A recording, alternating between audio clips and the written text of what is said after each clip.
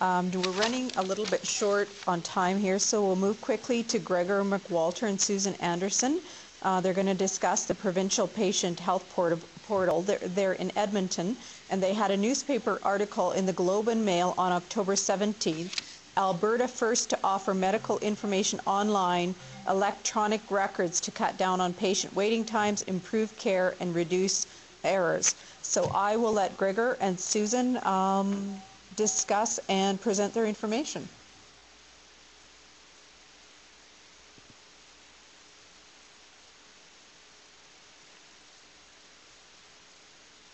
Executive Director, Information Management Branch within Alberta Health and Wellness.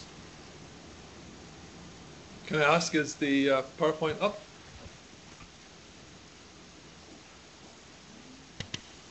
No, not seeing it.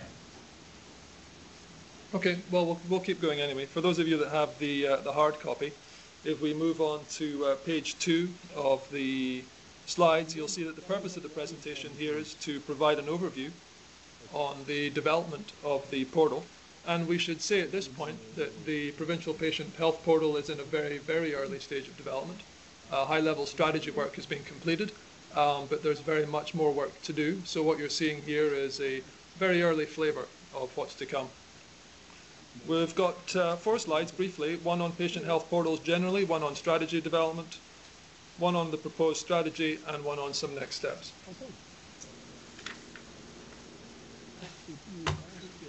It's up? It's on there. Okay.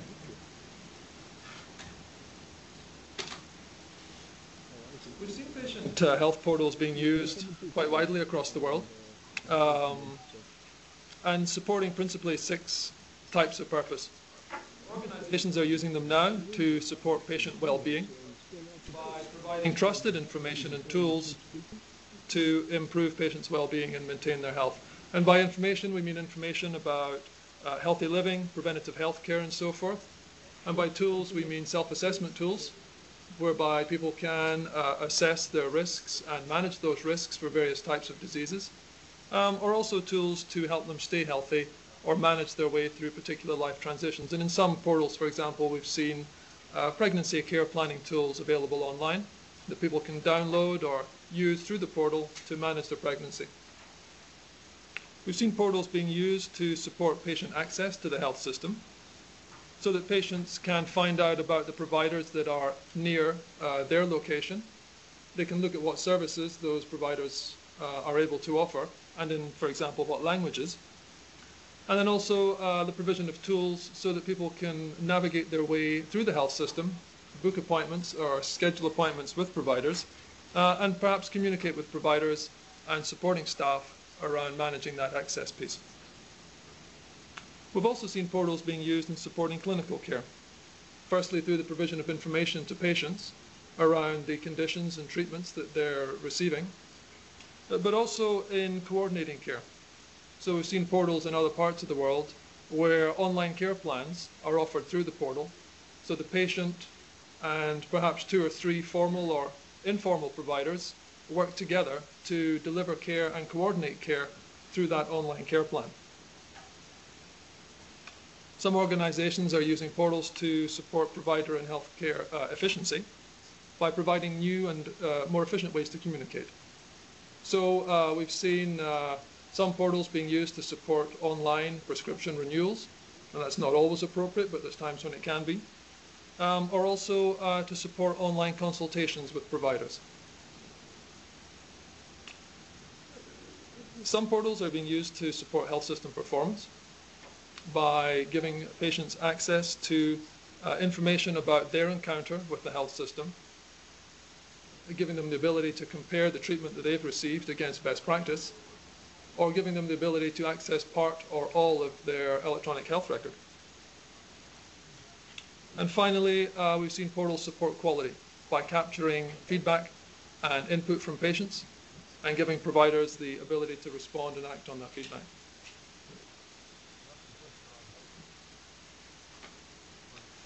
To develop the high-level strategy for the Provincial Patient Portal, we conducted an environmental scan and looked at portal developments in North America, Europe, and beyond. And we saw that there are a number of very successful implementations of patient portals. And portals tend to be focused either on a particular facility, like the hospital, and those are quite common. Some portals are focused more on a particular organization, for example, an HMO in the States, and less commonly, a portal may be focused on an entire jurisdiction. So we've looked at the NHS Choices portal in England. We've also seen a very mature portal implemented in Denmark. And there's a common approach to developing a patient portal. Generally, people start by providing the sort of trusted online information and self-assessment tools that we talked about earlier, and then gradually broaden that out to offer part or all of the health record online before moving towards a more mature implementation where patient-provider interaction is supported through the portal. We conducted some patient focus groups to try to discover what Albertans saw as their priorities for a provincial patient portal, and we intend to do more of this work, but early findings were interesting. We conducted the focus groups in both urban and rural locations. Privacy and security, unsurprisingly, came out as paramount. But beyond that, Albertans were very interested in being able to access information to help them stay healthy. They wanted to see information about what services were available and how to access those services. They were interested in functions like alerts, where public health alerts or travel alerts could be quickly communicated to them. And there was strong enthusiasm for the ability to access part or all of their personal health record. We conducted some provider focus groups with a small number of providers, and we found that some providers were very strongly supportive, including of access to the personal health record. Other providers were more cautious, principally because of concerns around whether this might increase their workload at the clinic, but also some concerns around their responsibilities for the stewardship of the patient record.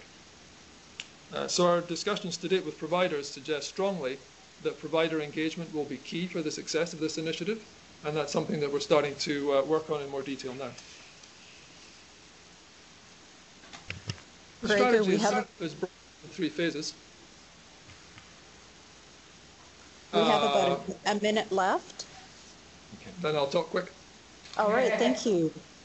Phase 1, 18 months. Phase 3, 3 years. Sorry, phase 2 for 3 years. Phase 3, 5 years, starting from now for each of those phases.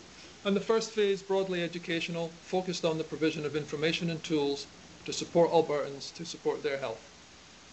The second phase is an empowerment phase where Albertans are progressively empowered to understand better their health status and to understand how they can interact with the health system. Phase 3 we've called an enabling stage to support Albertans to engage more fully with the delivery of their health care. Our next steps are to complete a detailed strategy, and that's well underway. We'll be establishing a provincial multi-stakeholder steering committee to manage this project, including representation from the public, and considering how best to align with existing services, particularly HealthLink and the provision of telephone support. Once that is complete, we'll move forward to engage more closely with providers and to initiate a more detailed design. Thank you. Thank you so much. This is quite an aggressive project that you've undertaken. Thanks so much, Gregor and Susan. This is quite an aggressive project that you've undertaken, and it looks like you've made some fantastic progress with it. It's something that the health system in Alberta will certainly be looking forward to seeing some more information and results.